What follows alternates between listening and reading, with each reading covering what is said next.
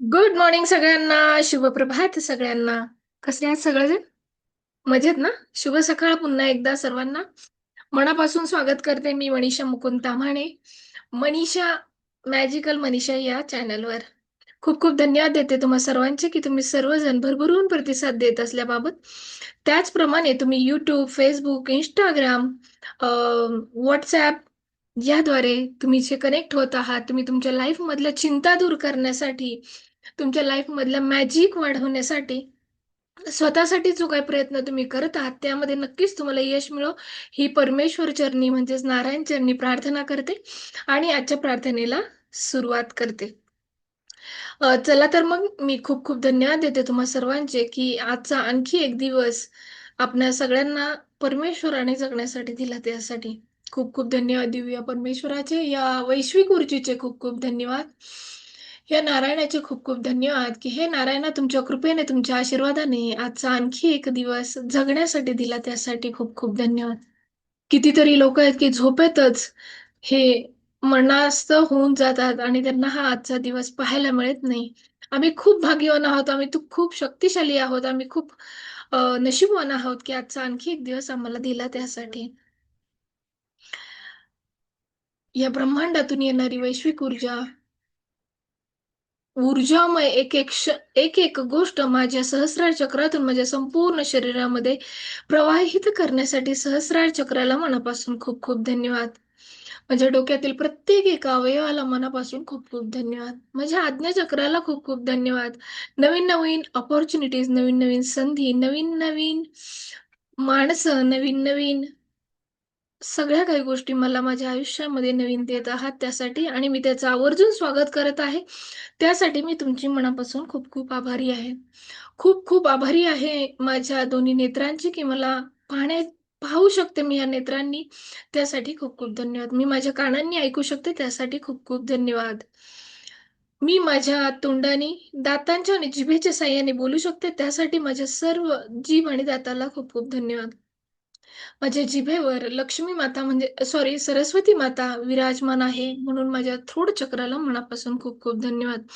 मी विचार, वाणी, व्यवहार आणि सकारात्मक होऊन प्रत्येक व्यक्तीशी नातं जोडते आणि प्रत्येक व्यक्ती माझ्याशी विचार, वाणी, व्यवहारानेच वागतोय त्यासाठी मी तुमच्या मनापासून आभार मानते.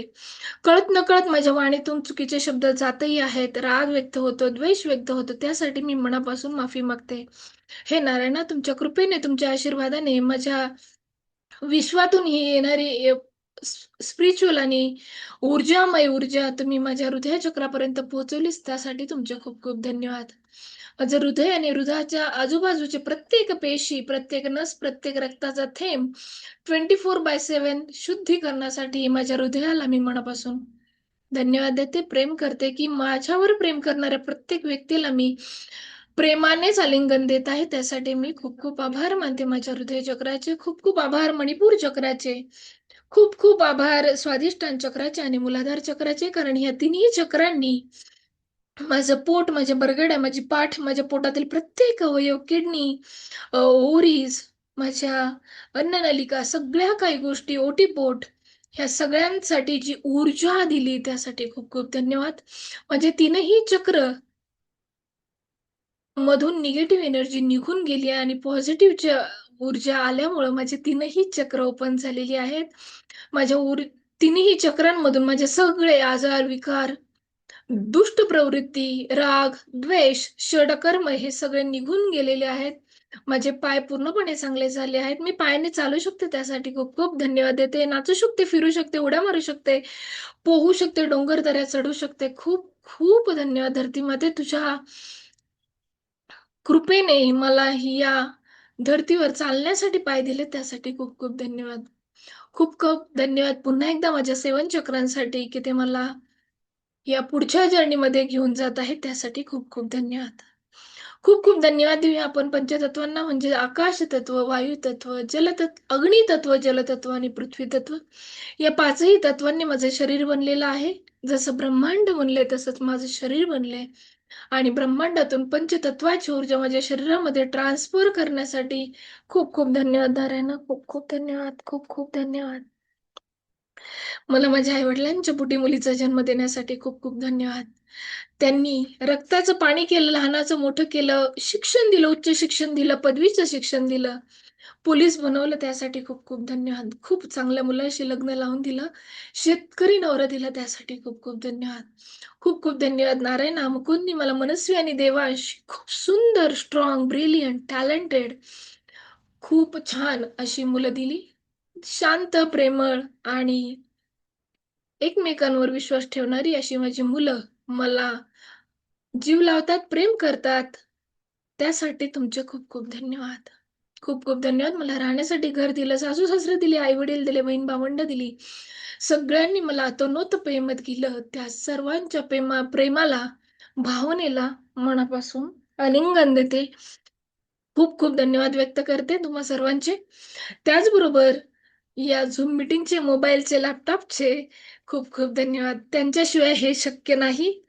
त्या Zoom मीटिंगला, मोबाईलला, लॅपटॉपला खूप खूप धन्यवाद.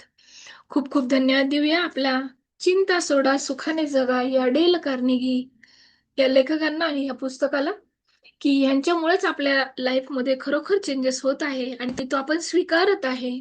त्यासाठी खूप खूप धन्यवाद. चला तर मग तुम्हा सर्वांचे पुन्हा एकदा धन्यवाद आणि मी स्क्रीन शेअर करते, की आपण आज पुढचा धडा पाहणार आहोत. पाहूयात पुढचा धडा काय आहे.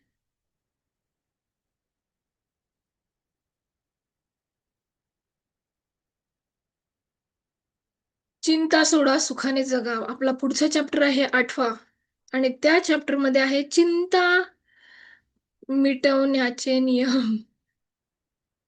बघा चिंता मिटवू पण शकतो आपण, घालवू पण शकतो. आणि त्याचे नियम ह्या लेखकाने आपल्याला पर्यंत पोहोचवले आहेत. त्या लेखकाला शत धन्यवाद. आपण सरासरीच्या नियमांची तपासणी करावी आणि तो असण्याची किती शक्यता आहे हे आपण एकदा पाहून घ्यावं असं सुरुवातीलाच लेखकांनी समजून सांगितलेलं आहे. बघा लेखकाने यात बरेचशी उदाहरणं पण दिलेली आहेत. मी तुम्हाला शॉर्ट नोट थोडक्यात सांगते की नेमकं काय लेखकाला म्हणायचं आहे. सॉरी.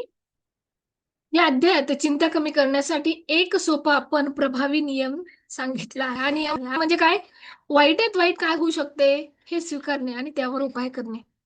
बघा वाईटात वाईट आपल्या सोबत काय होऊ शकतं आणि ते स्वीकारायचं. सर्वात महत्वाचा आणि इम्पॉर्टंट असा नियम आपल्याला लेखकांनी सांगितला आहे. सर्वप्रथम आपण स्वतः विचारावे की परिस्थितीतील सर्वात वाईट परिणाम काय असू शकतो. हा विचार केल्याने मन स्पष्ट होते आणि भीती कमी होते. बघा त्यानंतर त्या वाईट परिणामाला मानसिकदृष्ट्या स्वीकारण्याची तयारी करावी. आपण जर स्वीकारलं माझ्यात वाईटात वाईट काय होऊ शकतं. समजा एखादा विद्यार्थी आहे, त्याला 90% अपेक्षा आहे. तो जर म्हटलं मला नाही पडले तर किंवा कमी पडले तर त्याने विचार केला पाहिजे वाईटात वाईट काय होऊ शकतं. एकतर मी नापास होऊ शकतो किंवा 5% कमी पडतील. पण मी नापास तर नाही होणार. सॉरी, 5-6% कमी होतील, पण नापास तर नाही ना होणार. हे जर त्याने स्वीकारलं तर तो पुढे नक्कीच जाऊ शकतो. बरोबर. चिंता ही मानसिक ऊर्जा घालवते. बघा आपल्याला जर चिंता घालवायची असेल, चिंता जर येत असेल, तर आपली मानसिक ऊर्जा खर्च होते आणि ती जर घालवायची असेल, तर चिंता कमी करणं गरजेचं आहे. पण कृती ही त्या ऊर्जेचा उपयोग योग्य वापर करते. वाईट परिस्थिती स्वीकारल्यावर आपलं मन मोकळं होतं. त्यामुळं सकारात्मक विचार करणे खूप सोपे आहे. हा नियम आपल्याला वास्तवतावादी बनवतो.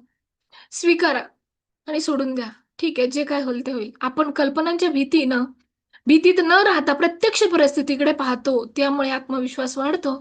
चिंता कमी झाल्याने आरोग्यावरही परिणाम होतो. अगदी खरंय. टेन्शन येतं, झोप येत नाही, डोकं दुखतं, पित्त होतं, ॲसिडिटी होती, जेवण जात नाही, जेवण पचत नाही, पाय दुखतात, डोकं दुखतं. बऱ्याच काही गोष्टी आपल्या लाईफमध्ये चिंतेमुळे घडतात. त्याच्यामुळे आपलं आरोग्य बिघडतं. बरोबर. लेखक सांगतात, की चिंता टाळण्यासाठी विचारांची दिशा बदलणे खूप गरजेचं आहे. त्यासाठी एक्सचेंज मोडमध्ये सगळं वारंवार राहणं हे आपल्याला शक्य करावं लागेल. चला आपण रेकॉर्ड म्हणजे लेखक सांगतात की आपण ह्यातलं रेकॉर्ड जे आहे ते आतापर्यंत पाहू, की जेणेकरून चिंता कमी करण्यासाठी काय करता येईल. चिंता कमी झाल्याने आरोग्यावरही चांगला परिणाम होतो. लेखक सांगतात की ही चिंता टाळण्यासाठी विचारांची दिशा बदलणं गरजेचं आहे. हा नियम रोजच्या जीवनात वापरला जातो आणि वापरायलाच हवा त्यासाठी तरच आपण आपलं लाईफ चेंज करू शकतो. छोट्या-मोठ्या सर्व समस्यांवर हा उपाय लागू होतो. हा नियम आत्मनियंत्रण शिकवतो. शेवटी चिंता कमी करून आनंदी जीवन जगण्यासाठी हा एक प्रभावी मार्ग लेखकाने आपल्याला इथे सांगितला आहे. चला तर मग आपल्याला नेमकं काय करायचंय? आपल्याला नेमकं करायचंय चिंता कशी कमी करायची? बघा, चिंता जर आपल्याला कमी करायची असेल, तर आपल्याला बऱ्याच गोष्टी समजून घेणं गरजेचं आहे. मग चिंता कशी कमी करायची आणि त्याचा नियम कोणता? हा आता आपण पाहिलं. बरोबर. चिंता कमी करण्यासाठी आपल्याला आपले विचार बदलावे लागतील. म्हणजे थिंकिंग बदलावी लागेल. नकारात्मक विचार थांबवून सगळं ठीक होईल, असा सकारात्मक विचार करावा लागेल आणि जे काय आहे ते स्वीकारलं. Okay, okay. जे काय आहे ते स्वीकारलं तर आपली चिंता तो विषय तिथंच कट होतो आणि चिंता वाढायचं प्रमाण कमी होतं. त्यासाठी आपल्याला आणखीन एक उपाय करावा लागेल. प्रेझेंटमध्ये जगावं लागेल. वर्तमानात जगावं लागेल. भूतकाळ किंवा भविष्याची चिंता न करता आजचा दिवस जगायला हवा. उद्या काय होईल? उद्या पैसे येतील की नाही? उद्या मला फिरायला जायला मिळेल का नाही? उद्या जेवायला मिळेल की नाही? याची चिंता न करता आज काय मिळालंय त्याच्यात आनंदात राहिलं तर उद्याचा दिवस नक्कीच सुंदर भेटणार आहे. सर्वात महत्त्वाचं म्हणजे मी तर म्हणेन, की आपल्याला ज्या काही समस्या आहेत त्या लिहून काढा. पहिल्याच आपण धड्यामध्ये पाहिलं. तुम्हाला जे काही समस्या आहेत तर त्या सोडवायच्या त्या लिहून काढा. त्या मनात ठेवू नका, कागदावर लिहा. त्यामुळे काय होतं मन हलकं होतं. आणि मग त्याच्यावरचं सोल्युशन आपल्याला फाइंड करायचं आहे, की काय होईल? ऐवजी मी काय करू शकतो? म्हणजे मी हे होईल का? मग त्याच्याऐवजी मी दुसरं काय करू शकतो? असं म्हणून स्वतःला हलकं करायचं. आणि सर्वात बेस्ट उपाय मी तर तुम्हाला रोजच सांगते, कृतज्ञता व्यक्त करायची आहे. जी काही चिंता असेल, जी काही वरी असेल त्याबद्दल आपल्याला जादूमयरित्या ग्रॅटिट्यूडमध्ये त्याचं वर्णन ट्रान्सफर करायचं आहे. जे आहे त्याबद्दल आभार मानायचे, व्यक्त करायचे. त्यामुळे चिंता ऑटोमॅटिक कमी होईल. आपण आपल्या श्वासावर म्हणजे डीप ब्रीथिंग करत राहायचं वारंवार जेणेकरून जेव्हा आपल्याला वाटतंय, की आता मी लोला चालली आहे, तर त्यावेळेस आपण काय केलं पाहिजे? डीप ब्रीथिंग करायचं. आणि ऑल्वेज बिझी राहायचंय, कामधंदा, व्यवसाय काही ना काहीतरी करत राहायचंय आणि मन गुंतवून ठेवायचंय. या आजच्या ह्या धड्याचा मतित अर्थ म्हणजे काय मी तुम्हाला सांगू इच्छिते पुन्हा एकदा, की आपल्याला जे काय आहे, ज्या गोष्टीवर तुमचा कंट्रोल आहे, त्यावर काम करायचं आणि ज्या गोष्टीवर कंट्रोल नाही, ते स्वीकारायचं, की ओके.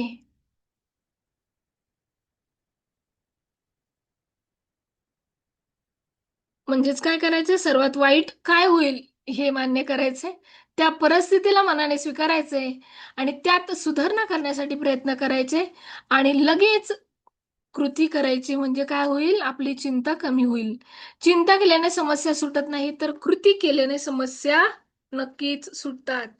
त्यामुळे विचार करा, प्रत्येकाने विचार करा, की आपल्याला काय अपेक्षित आहे.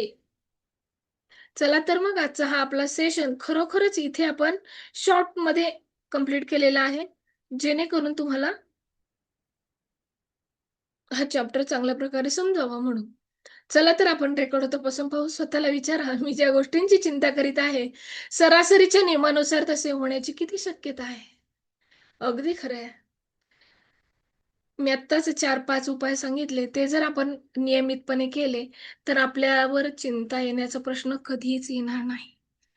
चला तर मग तुम्हा सर्वांचे मनापासून खूप खूप धन्यवाद. मॅजिकल मनीषा या चॅनलवर तुम्ही मनापासून शेअर करत आहात, कमेंट्स करत आहात Facebookवर व WhatsAppवर त्यासाठी तुमचे मनापासून खूप खूप धन्यवाद. आय होप मी आशा करते, की तुम्हाला मी बोलत असलेला सेशन खूप चांगल्या प्रकारे समजत असावा आणि त्यातून जर काही अडचण येत असेल, तर नक्की मला कळवा. मी नक्कीच तुमच्या शंकेचं समाधान करण्याचा पुरेपूर प्रयत्न करेल. खूप खूप धन्यवाद तुम्हा सर्वांचे पुन्हा एकदा या मॅजिकल मनीषा या चॅनलवर. Thank you, thank you, thank you. पुन्हा भेटूया उद्याच्या सत्रामध्ये. चॅप्टर नंबर 9 घेऊन येऊयात. थँक्यू, धन्यवाद, शुक्रिया, मेहरबानी.